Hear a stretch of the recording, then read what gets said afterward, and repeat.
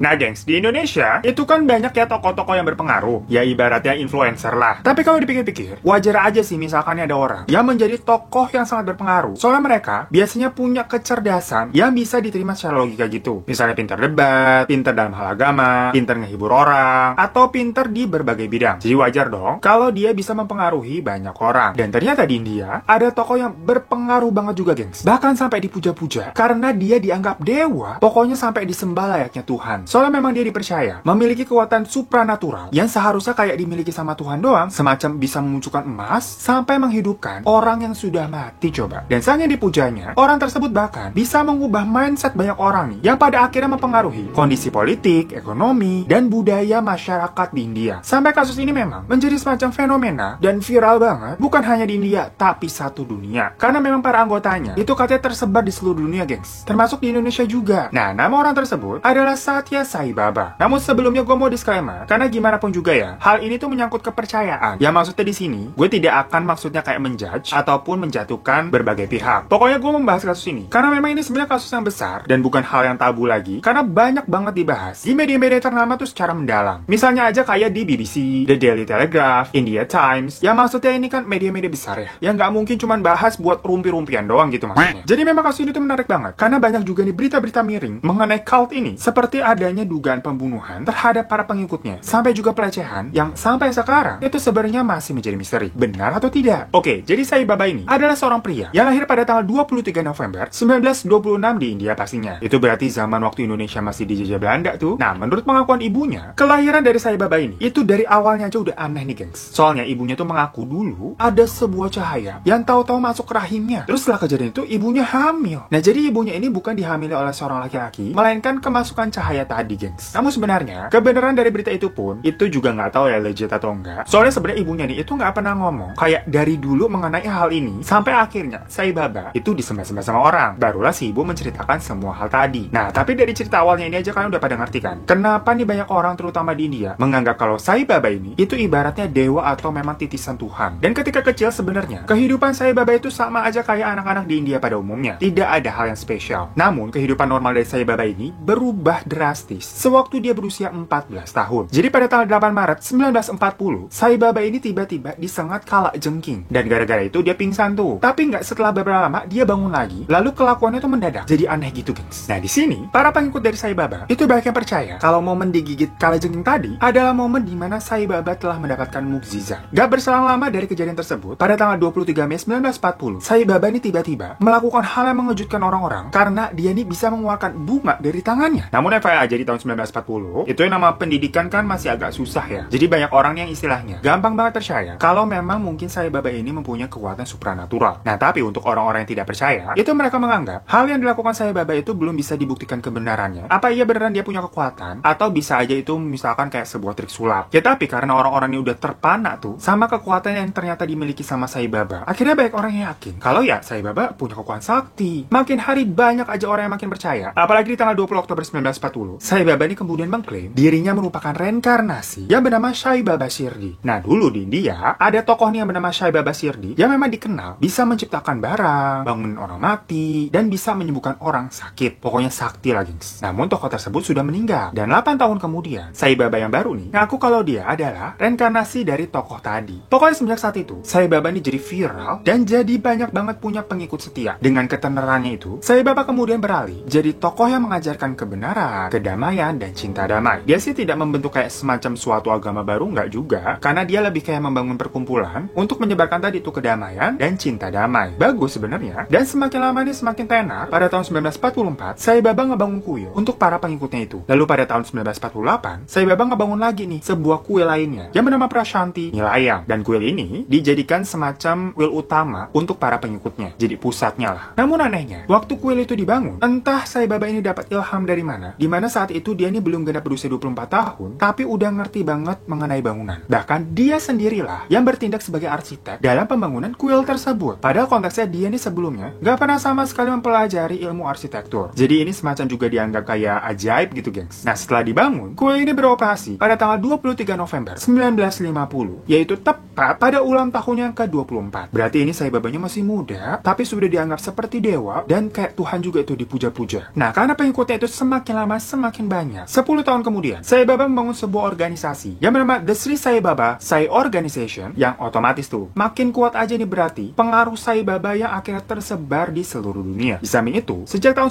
1950 sampai 2000-an, Sai Baba dan para pengikutnya ini sebenarnya udah banyak juga membangun kayak fasilitas umum untuk membantu masyarakat India. Semacam misalkan kayak sekolah gratis, fasilitas kesehatan gratis, pokoknya yang bisa digunakan sama masyarakat umum lah. Yang mana semua bantuan yang diberikan Sai Baba itu otomatis ngebangun citra dari Sai Baba sebagai sosok yang hatinya bener-bener kayak malaikat. Orang semakin cinta lah. Nah, setelah dapat banyak pengikut nih dan simpati dari para masyarakat, Sai Baba menggunakan simpati tersebut untuk menyebarkan pandangannya. Jadi sebenarnya zaman 2000-an tuh adalah zaman sebenarnya India harusnya lagi berkembang-kembangnya di dunia sains dan teknologi. Namun seakan Sai Baba mengajarkan para pengikutnya untuk menjauhi yang namanya sains dan teknologi dan lebih mendekatkan ke hal-hal yang bisa dikatakan lebih gaib. Gara-gara itu banyak orang yang beranggapan kalau masyarakat India jadi lebih terbelakang, padahal aslinya tuh orang-orang India itu baik yang pinter-pinter, gengs. Dan dampaknya jadinya kondisi ekonomi India juga tidak bagus. Namun hal mengejutkan terjadi. Pada tanggal 24 April 2011, Sai Baba meninggal dunia.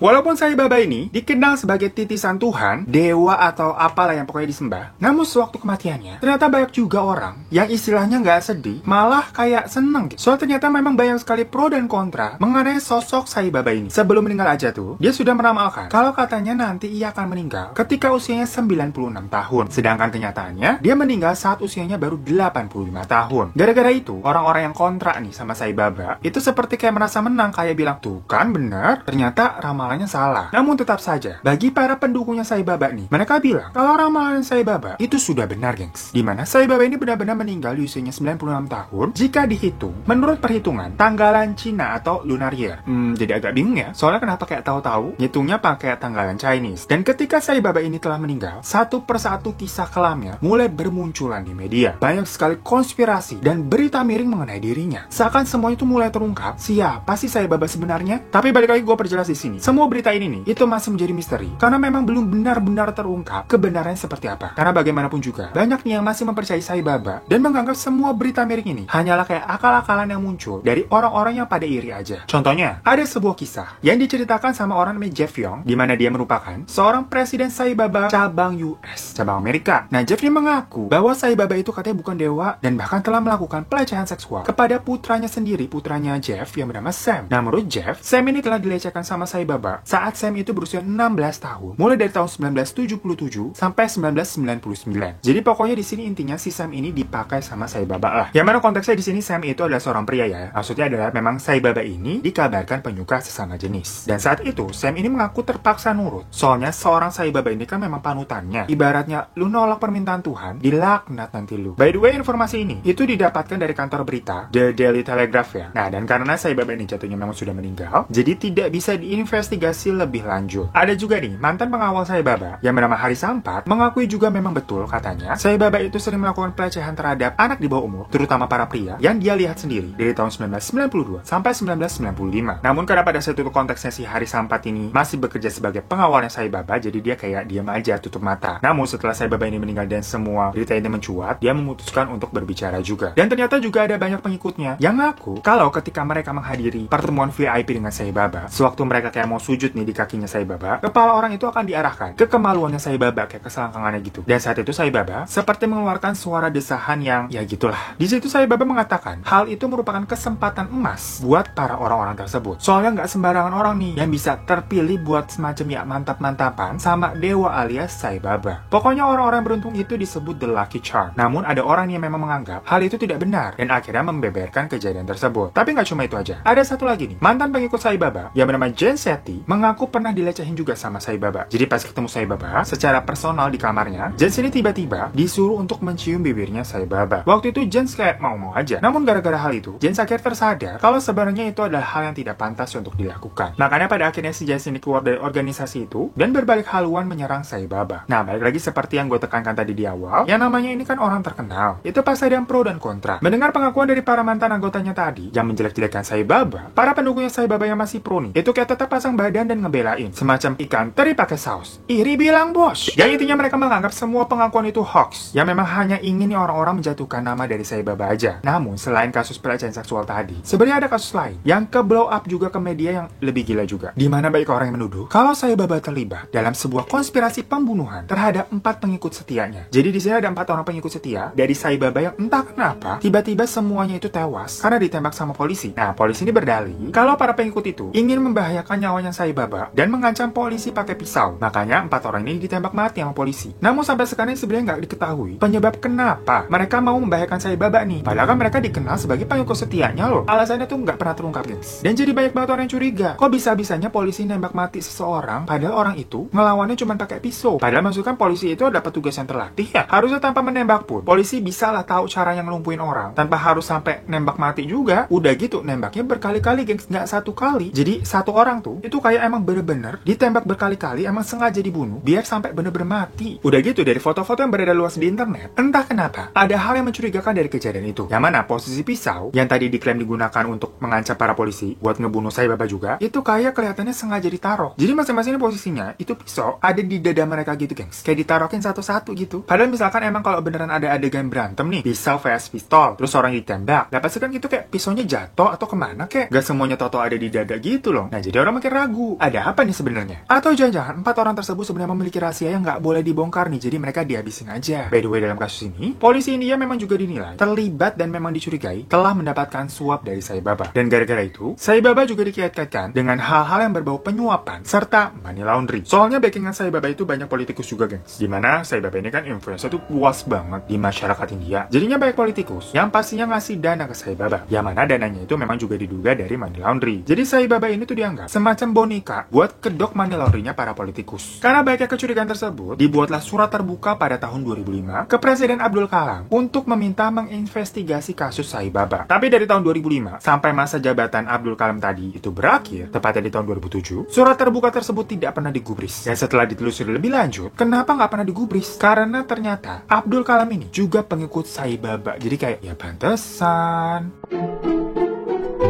Nah, overall, dari semua kabar miring tadi yang menimpa Sai Baba, itu semuanya nggak pernah terbukti ya, gengs. Bener atau enggaknya. Soalnya memang juga Sai Baba kan telah meninggal. Ya kali maksudnya mau wawancara sama arwah. Jadi semuanya kayak masih abu-abu, hanya dugaan dan konspirasi. Karena di satu sisi, kalau kita kesampingkan berita-berita negatifnya tadi, ajaran yang dibawa Sai Baba tentang kehidupan, cinta kasih, dan kedamaian itu tuh bagus. Nggak kayak semacam menyesatkan juga, tapi untuk part itunya ya. Namun fenomena ini, itu memang kayak seperti besar banget beritanya tuh. Dan menjadi semacam kayak sejarah juga di India. Menurut kalian gimana? Komentar aja di bawah. Dan thank you banget semua yang udah nonton channel ini. Boleh minta subscribe di bawah buat kalian belum. Kalau kalian udah subscribe, terima kasih banyak. Kalau support channel ini juga boleh minta like-nya. Dan jangan lupa juga follow Instagram gue @yorotadivan. Sampai jumpa di kasus selanjutnya. Dadah.